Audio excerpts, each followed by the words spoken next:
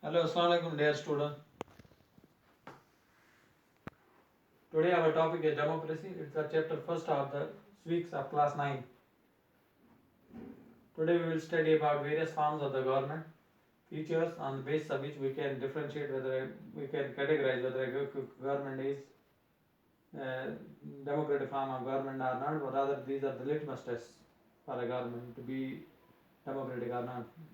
We will study that part in future. Then we will study what are features which goes against democracy, and at last we will study features which are in favor of democracy. Let's start. First of all, before studying forms of the government, we should know what actually government is. See, in the remote past, when an individual lived a nomadic life, there was not a need of any agency which will control his behavior and his activities. However, when man began to live a settled life, and when he began to practice agriculture, and need was felt that there should be an organization and agency which will control his activities, and that was called as government. If you will see, the government is of different forms: monarchy, dictatorship, military, and democracy. The form of the government which we had from very ancient past, some more than we have been well acquainted with it from last 4,000 years. It's a form of government in which a person having some charismatic personality or some other trait, once he became a king, then it goes on, passes on from one generation to another generation. Rather, I can say that it becomes hereditary. That type of the government is called monarchy. And in monarchy type of a government, an individual holds all of the position. He is fountainhead of the authority, and that authority passes in hereditary from generation to generation. Second is dictatorship. This is not so old, it's a new form of the government. In this type of the government, an individual is not elected by people, but once an individual usurps the throne or authority, he concentrates all his authority, all the authority is in his hand, and he becomes the fountainhead of all the authority. That type of form is called a dictator. Another is military. Here, an individual, of course, he is well qualified to hold a position in military, but he is not elected by people.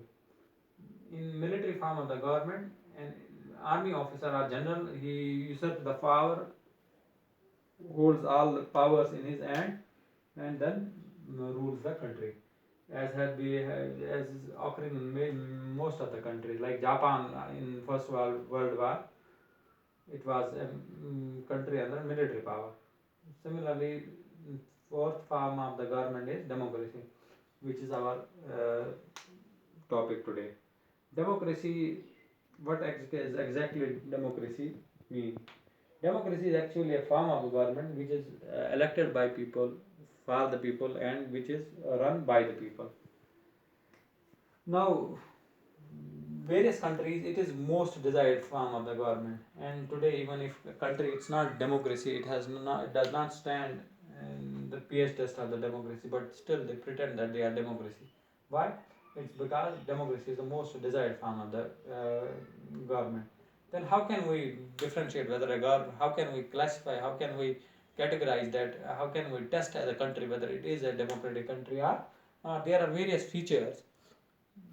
They are rather a litmus test for testing a country whether it is democratic or not. Those tests are: number one, final test decision are taken by representatives elected by the people. If in any country the final decisions are taken by the individuals who are elected by the government and who are not self-made rulers, that is one test. Now I feel you may have well understood it. If we will take example of first point, if we take example of our neighboring country Pakistan, in October 1999, General Pervez Musharraf he got hold of the country. He bypassed the democratic setup and became the chief executive. In 2002, he passed a referendum by which he extended his tenure by 5 years. And in the same year, he passed a legal framework order which declared him as the president of Pakistan. See, here, of course, if he will have followed the democratic principles in his country, but was he elected by people? No, he was not elected by people. So it is one of the best litmus test. We can say that Pakistan that time was not democratic under Parvez Musharraf's reign. Second is fair and free election. See, a country can be democratic only if there is free and fair election. Free means there should be no force, no compulsion, no atrocities on people whether you should cast your vote in this in favor of this or that. No.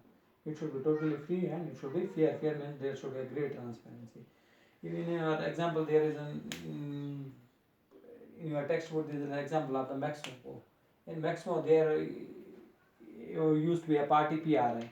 It used always, even though the country was democratic, but PRI used to come always in power.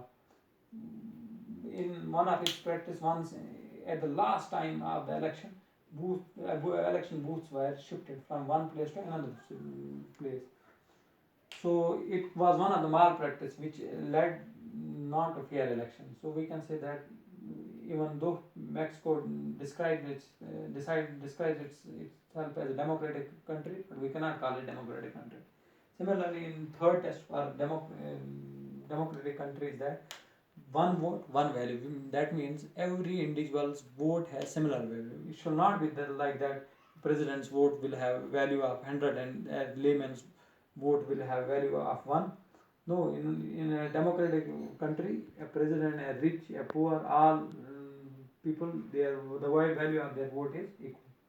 Fourth criteria is democratic government rule within limits set by the constitutional laws and citizens' rights. What that exactly means? That means in the previous governments, some 2000, 4000 years before, the king's word, they were law. There was not any limit on his powers. However, in the modern constitutional government, the powers of the government are limited by constitution. They have to work within the framework of the constitution. If any country, the ruler is not working within the framework of the constitution, we can say even if it claims that it is democratic, it can never be a democratic country. Second thing is that every democratic country has to respect the citizens of it, rights of its citizens. So now it's clear to you the 4 features which are a litmus test for deciding whether a country is democratic or not. They are the final decision are taken by the people, which are represented by the people, which are elected by the people. Second is there should be fair and free election. Third is one vote, one value. I mean say the value of vote should be equal. Fourth is the governing body of the country, they should follow a constitution and they should value the rights, fundamental rights of the people.